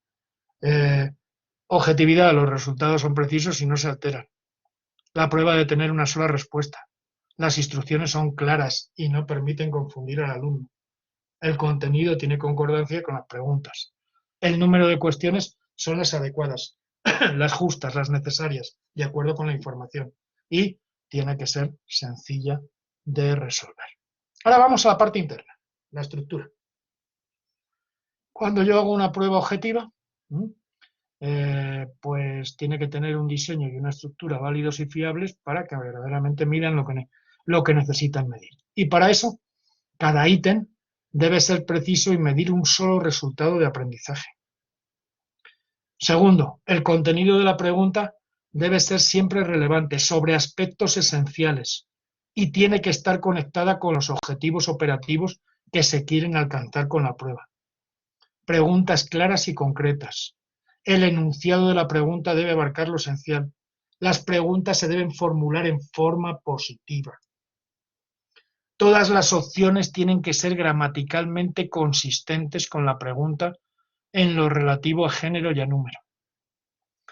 Las preguntas incorrectas deben tener las mismas posibilidades de elección para evitar el sesgo de esa elección. Se deben evitar ítems como todas las anteriores, porque facilita la respuesta y genera problemas de integración de preguntas ciertas y falsas, y también debe evitarse ninguna de las anteriores. La posición de la respuesta correcta o de la alternativa correcta tiene que distribuirse aleatoria y alternativamente en diferentes posiciones. No puede ser siempre la tercera. Puede que haya un alumno, y los hay muy listos, los hay que no estudian, pero los hay muy listos, que se dan cuenta, bien por esto, bien por lo que viene a continuación, de que la pregunta correcta siempre es la tercera, y además es que gramaticalmente está construida con términos más científicos, más académicos, o es más larga, o está redactada con palabras más técnicas, que en el caso de las incorrectas. Muchas veces en las pruebas objetivas es como si el que las elabora, el maestro, quien sea, le echa muchas ganas en la pregunta correcta y luego ya en las incorrectas pues pone cosas que rápidamente se da cuenta el que está contestando que eso no es. Entonces tiene que evitarse precisamente eso, que la alternativa correcta esté siempre en el mismo lugar y que sea más larga o esté redactada con palabras más técnicas. ¿Qué tipos de ítems hay? Bueno, pues la primera decisión es si el sujeto va a construir la respuesta, sería una prueba objetiva de respuesta abierta, o si ha de seleccionarla entre una de propuestas. En este caso, estaría cerrada. Las primeras pues se adecuan más a lo que son los procesos memorísticos o cognitivos complejos, en los que es primordial la capacidad retentiva. Mientras que los segundos, las de seleccionar la respuesta correcta dentro de una de propuestas, son preferidos por su mayor precisión o fiabilidad, debiendo aceptar o rechazar una parte de sus conocimientos y sobre todo por su mayor rapidez a la hora de corregirlas. ¿Qué tipo de ítems hay? Verdadero o falso, elección múltiple, relacione usted, de relación, de completar, sustituir o corregir, de ensayo, el alumno va a poder escribir 2 líneas, o 1, o 3, o 7 palabras, y de ejecución típica, que es en los cuestionarios de personalidad o actitudes, que se denominan test de ejecución típica, se suelen utilizar respuestas del tipo sí, no, a veces, o escalas tipo Likert, que más adelante vamos a verlas, en las que el sujeto lleva a cabo una graduación de su respuesta en una escala de 3 a 9 posibles valores u opciones. Bien, ¿cuáles son los principales instrumentos de evaluación cuantitativa? Pues tenemos los ensayos. El ensayo, pues ya saben ustedes que es una composición escrita en prosa en la que el autor lo que hace es ofrecer sus ideas y puntos de vista particulares sobre un tema de interés para el público destinatario. Es decir, tiene un carácter híbrido donde se combinan la exposición y la argumentación. Y la finalidad que persigue el ensayo no es persuadir o convencer al lector, sino establecer un lugar común para la reflexión a partir de la observación de lo cotidiano. Por tanto, hemos visto las técnicas y ahora vemos los instrumentos. Hemos visto la observación cuantitativa, hemos visto las pruebas objetivas como técnicas y estos son los instrumentos. El ensayo es uno de ellos. Los exámenes orales. Bueno, pues el examen oral es un tipo de evaluación de los aprendizajes donde lo que se busca es acreditar el conocimiento sobre un tema concreto por medio de la palabra y la argumentación ante un maestro, un jurado, un tribunal que cumple la función de autentificar los saberes del alumno. Miren, esto pasa pues normalmente en oposiciones, concursos o oposiciones para acceso a plazas. Yo cuando accedí a mi plaza en la universidad tuve que hacer un examen oral, una de las pruebas era el examen oral. Cuando estudié Derecho, aunque nunca he ejercido como abogado, solo soy licenciado en Derecho, pues los exámenes de determinadas materias eran orales delante del profesor para que él viera no solamente los conocimientos, sino la capacidad de argumentación o de conexión entre diferentes temas o entre lo que era el caso legal y los artículos del Código Civil, Penal, Mercantil, Administrativo que se correspondían con ese caso o que se podían aplicar en ese caso. Bien, ensayo, exámenes orales, ya se están perdiendo los exámenes orales y creo que son muy interesantes. Normalmente la gente se pone a temblar. Yo antes hubo un tiempo que hacía exámenes orales en mi materia, pero como vi que, bueno, gastaba más en pañuelos, en clines y en pastillas para que no les diera el patatús, pues entonces tuve que cambiar al examen escrito, que la gente se siente más cómoda ahí amparada en su singularidad con el papel y el bolígrafo poniendo lo que quiere, que en lugar de, bueno, pues en el examen oral donde alguien te está viendo a ti solo cómo estás llevando a cabo ese proceso. Creo que son interesantes en determinados casos para ver más allá de los conocimientos, incluso el lenguaje corporal también, el lenguaje no verbal, es algo que se puede apreciar también. Bueno, trabajo académico. Pues los trabajos académicos es lo que hacen ustedes. Es un texto elaborado en torno a un tema y tiene que redactarse aplicando unas normas que están casi universalmente establecidas. Un trabajo académico tiene una introducción, presentar el tema y el plan de trabajo que se va a seguir en el mismo, es decir, explicarle a quien lo va a leer qué se va a encontrar ahí. Desarrollo. Examen del tema, exposición del contenido desde diferentes ángulos bibliográficos. Puede ser un mapa conceptual, puede ser un mapa mental, puede ser, como esta semana, un diagrama que les va a tocar a ustedes, un cuadro sinóptico, un diagrama también de flujo, pero el desarrollo pues es la segunda parte, pero tiene que haber una introducción porque la mayoría de los trabajos que entregan los estudiantes vienen sin introducción, sin un índice. Es más, yo pondría primero el índice, luego la introducción, luego el desarrollo, que ya puede ser muy variado.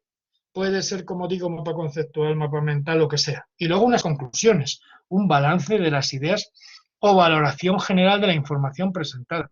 Aquí a mí casi me da miedo a veces, yo siempre les obligo a mis estudiantes a que hagan estas partes dentro de lo que es el ensayo, el trabajo académico.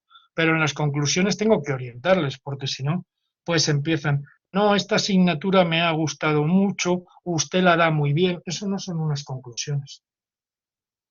Las conclusiones son un balance de las ideas o una valoración general de la información presentada. No se trata de que usted se enamore del tema ni se enamore del profesor. Aquí de lo que se trata es de hacer un balance de las ideas o una valoración general de la información presentada. Y luego, finalmente, una bibliografía.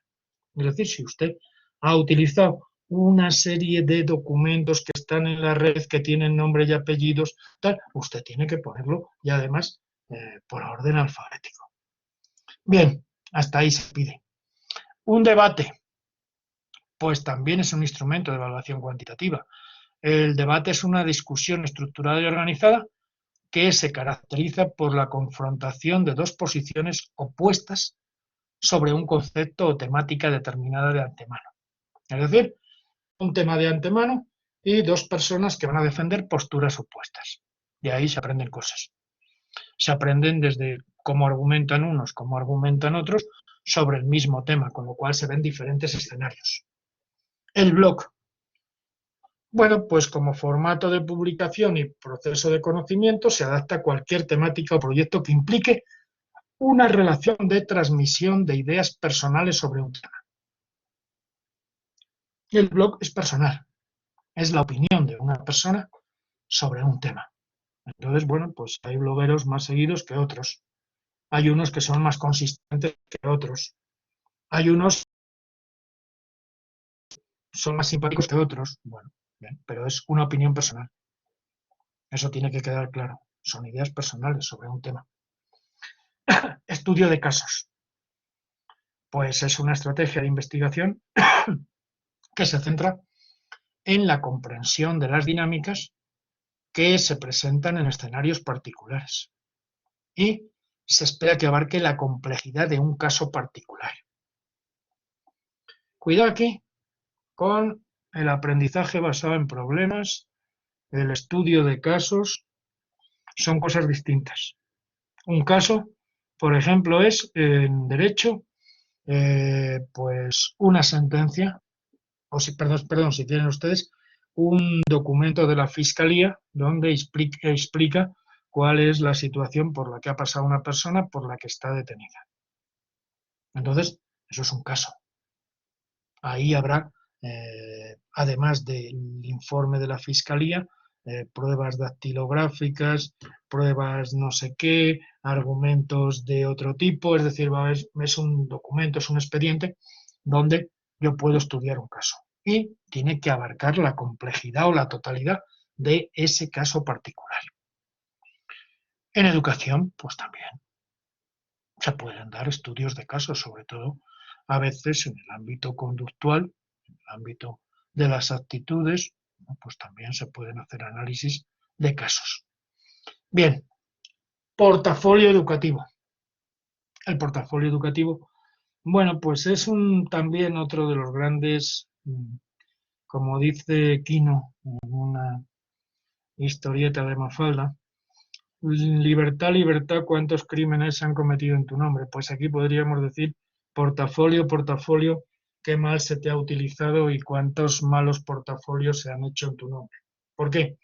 Porque la idea que se tiene de un portafolio es que es una producción del alumno donde el alumno pone ahí lo que quiere, incluye lo que le da la gana y no hay ninguna explicación de esas evidencias que ha puesto y por qué no ha puesto otras. Entonces, cuidado con el portafolio, que no es un cubo de la basura. Un portafolio tiene una estructura muy concreta, donde el estudiante tiene que hacer una introducción, el estudiante delante de cada evidencia de aprendizaje tiene que explicar por qué la ha incluido, dónde la tomó, si ve conexión con el contenido temático al que representa esa evidencia, etcétera, etcétera. Es decir, requiere mucho un portafolio. Y a veces se tiene la idea de que únicamente es juntar diferentes evidencias de aprendizaje, ponerlas una gárgola, engargolarlas y entregarlas al docente. Entonces allí hay de todo. Y no hay ni una palabra del alumno, ni una explicación del alumno. Eso no es un portafolio. Eso llámelo usted como quiera, pero es otra cosa distinta. Muy bien. El portafolio, por tanto, es una herramienta de aprendizaje y evaluación que realiza el alumno, aportando tareas o evidencias sobre una determinada materia o sobre un proyecto educativo, y tiene que explicarlas. Las escalas de valoración. Bueno, pues es una herramienta, un instrumento, con una serie de categorías, cada una de las cuales, ante cada una de las cuales el observador debe emitir un juicio, indicando el grado en el cual se halla presente una característica en la actuación del alumno o la frecuencia con la que ocurre determinada conducta. Bueno, de acuerdo con eso, pues pueden ser conductuales, cognitivas, psicomotoras, y hay que, bueno, pues puede llevarse a cabo la valoración de forma numérica, del 1 al 5, de forma estimativa o de forma descriptiva. Es decir, se trata, como digo, de una serie de características que queremos valorar en los estudiantes, ante cada una de las cuales el observador va a emitir un juicio indicando el grado en el cual eso se halla presente, esa característica, en la actuación del alumno o la frecuencia con la que ocurre determinada conducta. Las rúbricas, la famosa rúbrica. Miren, voy a decir una cosa y luego lo voy a explicar. Si a usted le hacen un regalo, la rúbrica sería el papel de envolver ese regalo y la caja en la que va. Y lo que hay dentro son criterios y evidencias de evaluación. Por tanto, la rúbrica, bueno, pues es un instrumento que lo que hace es agrupar, organizar una serie de cosas. ¿Es lo más importante del mundo? No. Lo más importante es lo que hay dentro. Bueno, entonces, son modelos de calificación que se usan en la evaluación de algún tipo de producto de los estudiantes. ¿Qué es lo importante? El producto de los estudiantes. ¿Qué es lo importante? Que vamos a valorar las características específicas de un conocimiento, de un proyecto, de una tarea en varios niveles de desempeño, con la finalidad de ofrecerle al alumno un estándar de realización y comparación para que pueda ver sus logros y aspectos a mejorar. Pero la rúbrica es lo de fuera. Lo de dentro es lo del alumno. Y normalmente hay muchos tipos de rúbricas, pero se agrupan en dos clases. Holísticas son las que valoran el producto del alumno de forma global, mediante la utilización de niveles de dominio que se corresponden con niveles de desempeño. Por ejemplo, nosotros, disculpen por lo cuando trabajamos el tema de competencias, lo que utilizamos como rúbrica es una rúbrica holística, que es una matriz de doble entrada. Una matriz de doble entrada me permite medir cosas a nivel horizontal y vertical. A nivel horizontal puedo saber cómo está un alumno en un criterio y en una evidencia de evaluación. Y a nivel vertical, como están ya todos los criterios y todas las evidencias, lo que voy a saber es cómo está en toda la competencia. Entonces, bueno, lo que hacemos es establecer 5 niveles de dominio, que se corresponden con 5 niveles de desempeño. Es una rúbrica holística. Analíticas se centran en tareas concretas y secuencias de aprendizaje y necesitan un diseño microespecífico de cada una de esas tareas concretas y de cada una de esas secuencias de aprendizaje.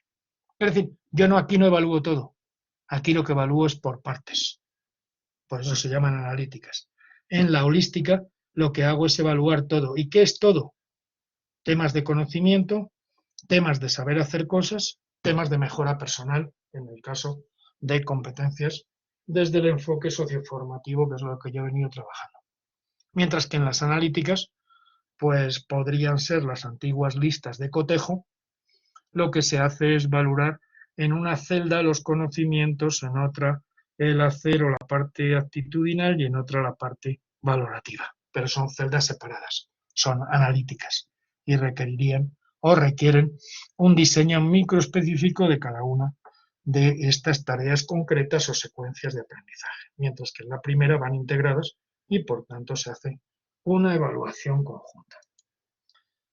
Tienen ustedes, además del glosario de términos, también una bibliografía, ¿eh?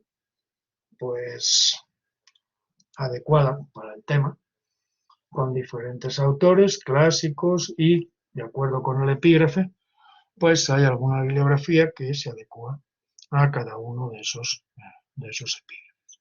Muy bien, pues lo he logrado, creí que no lo iba a lograr, lo logré. Ahora les voy a dar la palabra, ahora después, para que ustedes puedan preguntar.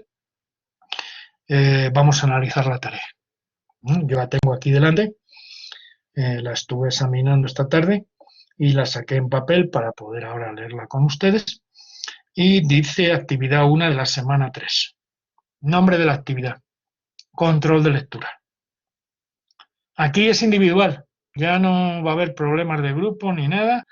Aquí cada uno se las va a tener que cocinar solo, ¿eh? Pero no se preocupen que es muy sencillo, que es una actividad muy accesible. Habilidades a desarrollar. Dice que lo que se pretende es que usted conozca los fundamentos teóricos de la evaluación cuantitativa para poder diferenciarla y aplicarla en su ámbito de trabajo y analizar las técnicas de evaluación cuantitativa para conocer sus fundamentos teóricos. Instrucciones. Después de haber dado lectura a los contenidos de esta unidad, elabore un cuadro sinóptico de estilo libre. Entonces ya no me pregunten, oiga doctor, ¿puede hacer un cuadro sinóptico de estilo libre? Sí, pueden hacerlo. ¿Eh? Pero ojo, lean lo que viene aquí. Esto es lo más importante. Y lo voy a leer para que no tengan dificultades como el día anterior al hacerlo. Lo suficientemente amplio y bien fundamentado. Entonces, no sirve que ustedes recorten y peguen los contenidos de la unidad y me los pongan ahí en un cuadro sinóptico, sino que tiene que ser amplio, pero lo más importante, tiene que estar fundamentado. Es decir, tiene que haber una conexión entre los diferentes contenidos de la unidad. Ya lo hemos visto. La evaluación cuantitativa, sus características, técnicas e instrumentos. Es decir, hemos estado hablando de esto, no hemos estado hablando de otra cosa. Por tanto, de esto es de lo que estábamos hablando. Pero bien fundamentado. Ojo, que luego hacemos un mapa conceptual y en una rama del lado derecho ponemos la deserción escolar y en la de la izquierda y en la de la derecha la evaluación. Y no se juntan nunca. Es decir, la evaluación no me sirve para atender la deserción escolar, cuando habíamos dicho que la evaluación o los contenidos de la unidad tienen que servir para atacar la deserción escolar. Y ustedes lo hicieron muy bien. Y les felicito. Les felicito. Y aquí se trata de lo mismo. Miren, prefiero, como decía Baltasar Gracián, un escritor español del barroco, ¿eh? Las cosas breves y buenas son 2 veces buenas.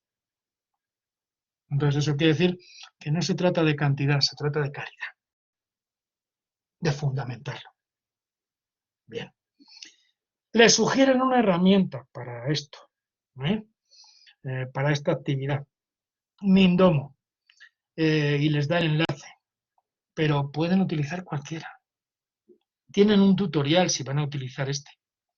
Y una vez terminado el cuadro sinóptico, tiene usted que guardarlo en dominio público y tomar una captura de imagen o enviármelo. Lo que no, vuelvo a insistir en lo del día anterior, lo hicieron muy bien y espero que lo repitan. Que no tenga yo que suscribirme a ningún programa de cuadros sinópticos para poder ver lo que ustedes me están entregando, sino que ustedes comprueban que se ve y me lo mandan. Ningún problema. Entonces, esa es la única cuestión. Entonces tienen que subirlo en donde pone unidad 3, actividad 1, control de lectura. La fecha de entrega, ya saben que es como límite el domingo que viene. El domingo que viene. A las 11:55 pone aquí ahora, antes eran 59. Lleven cuidado porque si no luego les dice que lo han hecho tarde. Entonces pone las 11:55, antes eran las 59, les han quitado 4 minutos, pero bueno. Ustedes lo hacen con tiempo y no hay ningún problema. Y luego ya saben los criterios de evaluación. La puntualidad 1 punto, la idea general, ideas principales 4, ideas secundarias o complementarias 4 y la secuencia de ideas 1 punto. Entonces, pues bueno, Ojo con lo de amplio y fundamental. Lo demás creo que no tiene, es una actividad muy sencilla. Se lee usted los contenidos de la unidad y hace un cuadro sinóptico utilizando ese programa o utilizando cualquier otro. Yo no tengo inconveniente en que puedan utilizar otro, ¿eh?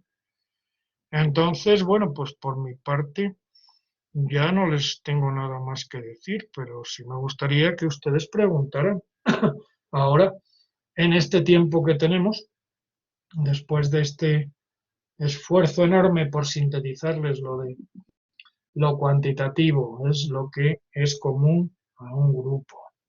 La observación cuantitativa es la observación externa que lleva a cabo alguien de acuerdo con unos indicadores seleccionando una muestra que tiene que reunir las características de esa población, las técnicas, la observación y las pruebas objetivas. Los instrumentos, pues ya hemos visto desde los exámenes orales hasta el ensayo, etcétera, etcétera. Entonces, evaluación cualitativa, características, técnicas e instrumentos. Hemos visto a Bloom también, que es muy interesante, en esta unidad, que no siempre se tiene la ocasión de poder analizar pues la obra de Bloom y, como digo, se desconoce mucho y ustedes tienen posibilidad ya de saber muchas cosas más del señor Bloom. Ojo, sí insisto en una cosa, la taxonomía de Bloom se utiliza para objetivos de aprendizaje, no para otras cosas. Para objetivos es la mejor. Para competencias, por ejemplo, no es la mejor. Hay otras mejores, o para aprendizajes esperados, o para otra cuestión. Y a veces se tiende a generalizar. Como Bloom me ha ido bien en objetivos, lo utilizo para todo. No, Bloom habla de objetivos, no de todo. Entonces, para otras cosas no sirve. Y hay una tendencia a extrapolar y a utilizar a Bloom en cualquier cosa. No. Bloom para objetivos, el mejor. Adelante, les cedo la palabra. Perdonen, de verdad, por la rapidez y perdonen por esas dos interrupciones donde nos sacaba la plataforma. Yo creo que es por la pesadez de esta unidad. Y les pido disculpas, pero bueno, creo que nos ha dado tiempo a ver todo, casi todo, muchas cosas, me imagino que ustedes las conocerían. La evaluación cuantitativa, si tenemos que asociarla con una teoría de aprendizaje, sería con el conductismo. O si quieren ustedes, sería la parte conductista de cualquier proceso de enseñanza-aprendizaje o de cualquier proceso de evaluación. Hay una parte conductista y una parte constructivista. La parte constructivista será la evaluación cualitativa que veremos el próximo día. ¿Qué es lo que tienen todos? Y luego cómo eso que tienen todos se ve o se produce en Juanito García, en Pepito Pérez. Eso ya es la evaluación cualitativa. Muy bien. Pues estoy a su disposición. No me digan ahora que no tienen nada que preguntar, porque entonces, hombre, Renato, tú siempre me ayudas. Adelante, Renato, te doy la palabra. Buenas noches.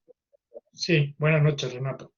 Eh, Fíjese que en todo esto, en toda la exposición, incluso estoy hasta sorprendido por el hecho que la carrera que yo llevé a cabo, que fue de psicología en la parte de investigación, Sí, para poder explicar todo lo sí. que usted ha hecho, tuvimos que tener tres módulos, es decir, tres metodologías para el mismo. Qué malo eres. Me estoy Metodología uno, sorprendido. metodología 2 y metodología 3, ¿verdad? Sí, sí, increíble, qué increíble. Acabo de recordar y de muchas cosas al respecto. Es increíble cómo pudo sintetizar todo esto porque, madre mía, es mucho, Es un es esfuerzo mucho. que ni te imaginas. Adelante. Venga. Sí, Sí, sí. No, e fíjate, incluso, fíjate que luego hay otra cosa que no les he dicho que tiene su parte de gracia, sí, porque tengo un amigo yo allá en la Universidad de Madrid que es estadístico, se dedica a la parte de estadística, es un fenómeno y es muy bueno porque lo explica muy bien. Lo de los números a veces para la gente de ciencias humanas pues nos resulta muy desagradable y además lo hemos mencionado en el tema. Es decir, es bastante frío y bastante deshumanizador. el tema de los números. Pero este amigo dice una cosa que es muy graciosa. Dice, te voy a explicar lo que es la estadística. Dice, la estadística es que cualquier dato numérico torturado adecuadamente siempre da los resultados que quiere el investigador. Lo único que hay que hacer es torturarlo adecuadamente. ¿eh? Entonces, es así. Es decir, ya hemos dicho, la objetividad suma no existe. La objetividad con mayúsculas no existe. Se trata de ser lo más objetivo posible. Sí, ¿Hasta sí, ahí? así es. Sí, adelante. Perdona que te haya interrumpido, Renato. Sí. No, es válido. Incluso en esto de las evaluaciones, en un principio uno piensa que es un aspecto que se escoge al azar o se hace en un momento específico solo porque a uno se le ocurre No, de una forma aleatoria y ya lo realiza. Y no es así. no. No, Em, fíjate que a mí la evaluación es la parte que menos me gusta de todo esto. Te lo digo sinceramente. Yo lo paso mal con la evaluación. Les voy a hacer una confesión personal. A mí me encanta dar clase. Pero lo hago, ¿eh? Y me lo tomo muy en serio. Nunca me lo he tomado a broma el tema de la evaluación porque está afectando a personas. Entonces, a mí me ha llegado a producir a veces hasta insomnio, cuando era la época de evaluaciones, el, el intento por ser justo, es decir, por utilizar unos criterios que están marcados y aplicarlos de la misma manera a todo el mundo. Entonces, me produce dolor de cabeza, se lo digo sinceramente. Si ustedes piensan que cuando yo les pongo una calificación, lo hago de una manera aleatoria, alegre o tal, tengo mucho cuidado, de verdad. Y si yo no encuentro nada, no encuentro nada. Si veo una cosa, lo que no he hecho nunca, o si quieren vamos a reducirlo a esto, lo que no he hecho ni voy a hacer nunca es todos 10, todos 8, todos 9. O como dicen algunos bobos, conmigo nada con 10. Eso hay otros profesores que lo dicen. O empezar con esas bobadas. En principio están todos suspendidos. Ahora demuéstrenme a ver si son capaces de llegar. O otros al revés. En principio tienen todos un 10. A partir de hoy les empiezo a quitar. ¿Eso qué son? Esos son chascarrillos, bobadas. La evaluación es un juicio analítico sobre un trabajo en base a unos criterios. Y tiene que ser el mismo criterio para todo el mundo. Y por eso me daba dolor de cabeza. Porque a veces, pues digo, a ver si es que con esta persona he sido más subjetiva que con esta otra. Entonces tenemos que tomárnoslo muy en serio. Muy, muy en serio, como tú dices. Bueno, pues hay que utilizar unos criterios y unas evidencias de evaluación. La evidencia es el trabajo que entregan ustedes. Y los criterios, pues están aquí marcados. Entonces no puede ser unos criterios para unos, otros para otros. No puede ser. Entonces, flexible, sí. Si usted ha tenido una razón, una causa de fuerza mayor, y usted lo puede demostrar. Yo siempre les he dicho a mis estudiantes, si ustedes el día de la evaluación o tal tienen algún problema, han tenido algún problema, no dejen de hablar conmigo, porque si es una causa justificable, yo les voy a examinar otro día. Yo tenía compañeros que decían, este es el día, me da igual lo que te haya pasado. Extraordinario. Ajá. Es decir, lo que yo quiero es que la persona, por un accidente, por una cuestión al margen de, no me pueda demostrar que verdaderamente. No, en eso sí, yo siempre he sido muy flexible. Ahora con las plataformas, como marcan si usted lo entrega tarde o no, pues tal, pues es más difícil. Antes era una cuestión más personal, ¿no? Donde la persona te presentaba un certificado médico, un justificante, y yo no tengo ningún inconveniente, ni me ponía a averiguar si el justificante era verdadero, tal, no sé qué. Vale, es decir, normalmente veía el sello, veía tal, pero que hay gente que luego, en vez de profesores, eran Sherlock Holmes, ¿eh? Y no, he logrado demostrar que el certificado que me entregó resulta que... A mí yo no pierdo. Es como esto, otra cosa que me niego. Yo no paso lista con las plataformas. Yo no estoy pendiente de quién está conectado. Yo no pierdo el tiempo en estas bobadas. Gente mayor, adulta, pues si quieren poner una foto y estar durmiendo, bueno, ¿y qué puedo hacer? ¿Qué puedo hacer? No puedo hacer absolutamente nada, porque si me paro en eso, estoy quitándoles a los que están el contenido, la clase y demás. No, aquí está habiendo unos problemas en México con eso. como no se pueden ustedes imaginar, no sé ahí. Pero acá hay, están todos los días en Google maestros que, pues, primero, sus opiniones sociales, políticas, religiosas, las tiene usted que dejar a las 7, a las 6:59. Y luego, a las 7 empieza usted a dar clase. Bueno, pues algunos confunden los escenarios. Y en la hora de clase empiezan a hablar de lo que piensan, sienten. Primera cuestión. Segunda, otros tienen problemas porque tiene usted que tener la cámara conectada. Si no conecta la cámara, no sé qué. Usted no está. Vamos a ver clase, vamos a ver. Es que en una clase presencial el maestro controla todo lo que está sucediendo en el aula. Venga, hombre, en aulas de 30, 40 personas, 50, 60, 70 he llegado a tener yo. Hasta 100 he tenido en algún aula, en materias generales de primer semestre. ¿Qué haces? Bueno, no quería decirles eso, pero nada más, no es una cuestión. Lo importante, lo importante es que, bueno, pues nos lo tomemos en serio el tema de la evaluación, tanto cuantitativa como cualitativa, porque afecta a personas, afecta a personas. Y creo que es un tema para que lo tomemos en serio. Yo les comentaba, creo, si no se lo comento ahora, no sé si fue a ustedes o fue a otro grupo. Yo, por ejemplo, aquí en México me quedé muy, muy sorprendido con el tema, los tecnológicos, las tecnológicas y las politécnicas son, bueno, pues ingenierías, normalmente solamente tienen una carrera que no es de ingeniería, que es la licenciatura en administración, pero son instituciones públicas que ofrecen a personas, pues, de bajos recursos, si quieren ustedes, porque luego hay otras instituciones de carácter privado, pero aquí son ingeniería de sistemas, ingeniería en logística, ingeniería civil, ingeniería eléctrica y luego administración, algunas otras más nuevas como temas medioambientales y demás, pero son instituciones públicas que tienen ese carácter de formación de ingenieros o formación tecnológica. Pero tienen, los alumnos entran, tienen que entrar cuando terminan el bachillerato, la prepa, que se llama aquí, y normalmente en estas instituciones pues no exigen una calificación, salvo en alguna carrera. Usted tiene que acabar la prepa y ya, bueno, entra. Y en alguna carrera sí exigen alguna calificación superior. Pero el precio es mínimo.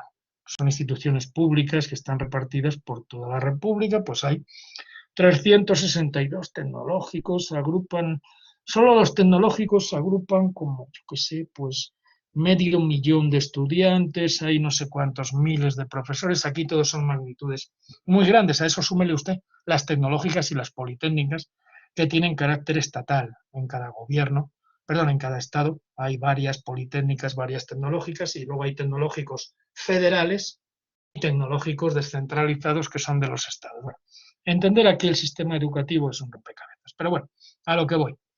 Gente de bajos recursos, normalmente de comunidades, poblaciones pequeñas que van al centro de la comunidad, donde está la capital o la ciudad más grande, donde está el tecnológico, la tecnológica o la politécnica. Son familias que envían a sus hijos a estudiar y que hacen un esfuerzo económico brutal porque viven a 3, a 4 horas, a 5 horas, a 6, a 7 horas de donde van a estudiar los muchachos. Tienen que alquilar una habitación y están estudiando allá. Pero llega el primer semestre y tienen ciencias básicas. Ciencias básicas está concebido dentro de estas instituciones como lo que necesitaría un ingeniero o un administrador, que son las carreras que hay, de matemáticas, de física, de química, etcétera. La realidad, ¿cuál es? En lugar de hacer unas, porque no van a ser matemáticos, ni químicos, ni físicos, sino que necesitan partes de esas ciencias para la ingeniería. En lugar de hacer una selección temática y adaptarla a lo que necesita un ingeniero, que nunca va a ser matemático, ni físico, ni químico, lo que hacen es dar matemática pura, física pura y química pura. Con lo cual, se convierte en un semestre de selección, segunda selección. La primera es de bachillerato y la segunda es esta. Y verdaderamente es brutal lo que hacen, porque, como les digo, como no hay esa selección, esa adaptación a la ingeniería, lo que hacen es matemática, física y química pura. Encuentra usted clases donde aprueba un muchacho y todos reprobados, 2 muchachos, sin tener en cuenta, como digo esto, y sin tener en cuenta tampoco que son personas que son brillantes y que están haciendo un esfuerzo económico sus familias, como usted no sabe. Bueno, pues muchos quedan cortados ya el primer semestre porque las ciencias básicas se han convertido en una provincia independiente de los tecnológicos. Funcionan a su aire. Y entonces hacen una segunda selección inadecuada, desproporcionada, para lo que va a necesitar un ingeniero de todo eso. Entonces, bueno, pues es una forma inadecuada de evaluación. Normalmente, además, es una evaluación pues en base a pruebas objetivas, una evaluación meramente memorística, con escaso desarrollo de problemas. Si el alumno no entiende el problema, me da igual, tiene que ir a algún sitio, aprender, en fin. ¿Qué les voy a contar? Inadecuación entre lo que es los objetivos y lo que es la realidad. Entonces tenemos que ser cuidadosos con esto y adaptarnos, como hemos dicho, a lo que son las fases de la evaluación. Partimos de arriba, competencias, aprendizajes esperados, con objetivos, contenidos, metodología, y luego viene la parte de evaluación y tiene que corresponder, tiene que haber una correspondencia. No puede haber una inadecuación entre una cosa y otra. Muy bien, no sé si alguien más quisiera preguntar alguna cosa, que luego me dicen ustedes que no les dejo preguntar y tienen tiempo para preguntar.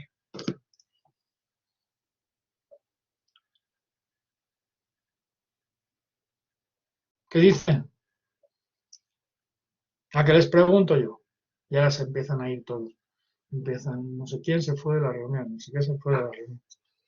Joder, Renato, le vamos a nombrar a usted portavoz del grupo este para que usted, por lo menos, pues tome las preguntas que quieran hacer y que nunca se atrevieron a realizar y las haga usted. Yo sé. ¡Hombre! Adelante, Renato, venga. Sí, posterior al comentario, quería saber en qué momento usted puede recomendar la teoría de Bloom, porque me he fijado que hay docentes y no sé si se da en su medio ahí en donde usted se Sí, encuentra, pero aquí muchas sí. veces se desvían de los objetivos. Entonces las Uf, variables no se toman en cuenta para poder llevar a cabo totalmente. como usted lo menciona, una calificación ideal. Sí, Hay no, que no, tomar, mire. sí, hay, sí, sí. Mm. No, digo, aquí es brutal el tema en México.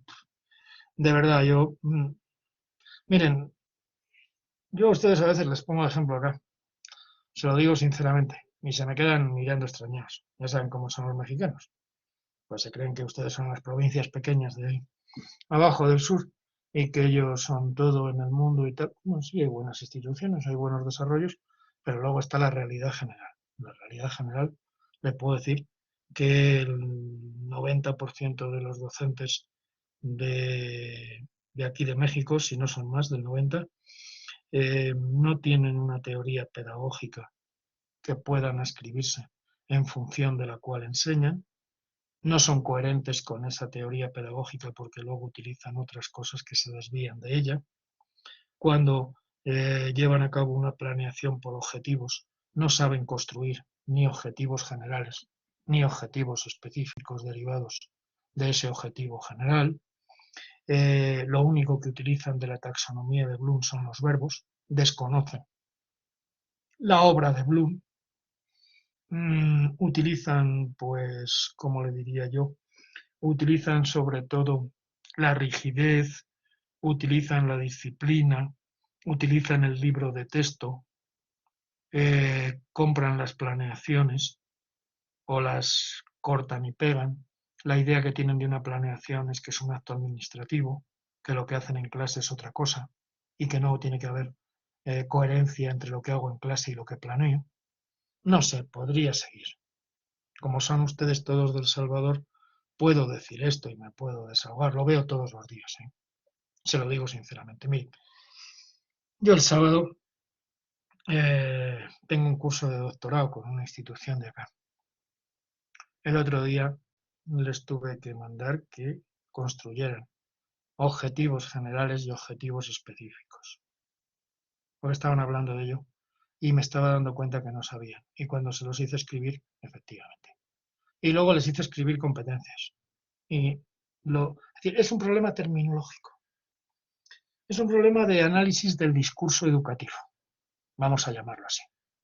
Es decir, están bajo un sistema donde lo que conocen del sistema les llega a través del sindicato o a través de otros compañeros que hacen una interpretación de los conceptos y de la legislación. Y esa es la idea que tienen. No han leído bajo qué paraguas están. Entonces, desconocen la terminología. Ahora mismo, aquí es la nueva legislación educativa se llama la nueva escuela mexicana. Este es el concepto ahora que prima acá con el gobierno de López Obrador y la cuarta transformación. Entonces, dentro de la legislación educativa, el concepto clave es la nueva escuela mexicana. Yo les puedo decir que me he leído toda la legislación de aquí, de México, porque yo vivo aquí y me gusta saber dónde estoy. Igual que oigo las noticias, leo periódicos, me informo. Yo no paso por el mundo de puntillas y vivo aquí, vivo aquí. Porque, bueno, pues yo cuando voy a El Salvador, pues también veo las noticias y leo periódicos y bueno, pues estudié sociología política y me tuve que estudiar todos los movimientos revolucionarios y los partidos políticos de América Latina, porque una de mis especialidades es estudios iberoamericanos dentro de sociología política. Entonces, bueno, yo antes de llegar a El Salvador, pues yo sabía lo que era el Frente Fuera de Martí, lo que era Arena, lo que no sé qué, luego lo viví, en parte, menos que ustedes, por supuesto, mucho menos que ustedes. Pero fui a Perú y, joder, había estudiado la APRA, de Haya de la Torre. Y bueno, pues todo eso, es decir, yo me he estudiado la legislación educativa. Le puedo decir una cosa. Si usted me pregunta ahora mismo, ¿qué es la nueva escuela mexicana? No se lo puedo decir. No se lo puedo decir, de verdad. Son una serie de palabras y conceptos generales. Es educación integral. Joder, ¿y qué modelo, qué política educativa no busca la educación integral? Bueno, pues como ese, le puedo decir 7. Y según ellos, esto es la nueva escuela mexicana. O sea, se creen que han descubierto el hilo negro. ¿En qué se basa la escuela mexicana? En las capacidades de los estudiantes. Joder, pero la capacidad es algo que uno tiene dentro. ¿Y cómo lo va a sacar usted fuera? La capacidad les va a hacer trepanación del lóbulo frontal para sacarles las capacidades, porque luego cuando uno sigue leyendo, uno no sabe cómo van a sacar las capacidades. Pero no quieren llamarlo competencias, porque competencias es del antiguo modelo, del otro gobierno. Y entonces eso además es un concepto neoliberal. Bueno, claro que es un concepto neoliberal si usted emplea el enfoque funcionalista, el enfoque conductista o el enfoque de la formación para el trabajo. Pero hay otros enfoques, ¿eh? Uno que creó el doctor García Fraile, no sé si lo conocen ustedes, que se llama, con el doctor Tobón, que se llama enfoque socioformativo de gestión del currículum por competencias, hecho por docentes para docentes. Pero bueno, tienen una serie de ideas preconcebidas y lo de los docentes ya ni le cuento. Lo de los docentes ya ni le cuento. Son, bueno, pues rumores que les llegan a la cabeza. No, es que a mí me han dicho. No, es que un compañero que estudió me dijo. No, es que en Google viene. Cualquier día citarán a TikTok ya se lo digo. Según TikTok, en uno que he visto yo de 3 minutos, pues una competencia es un baile que se hace no sé cómo. No, tenemos que ser serios. Ustedes van a tener una maestría y tienen que analizar los conceptos educativos y dominarlos. Y tenemos que ser precisos en la terminología. ¿Ah? Unas cosas son técnicas y otras son instrumentos. Son cosas distintas. Técnica es una construcción teórica para, bueno, pues obtener de la realidad cosas a través de una serie de pasos. Y un instrumento es algo ya cerrado. En función de esas técnicas y respondiendo a esas técnicas, tiene unas características. Entonces, no podemos emplear técnicas cuando es instrumento, ni instrumento cuando es técnicas.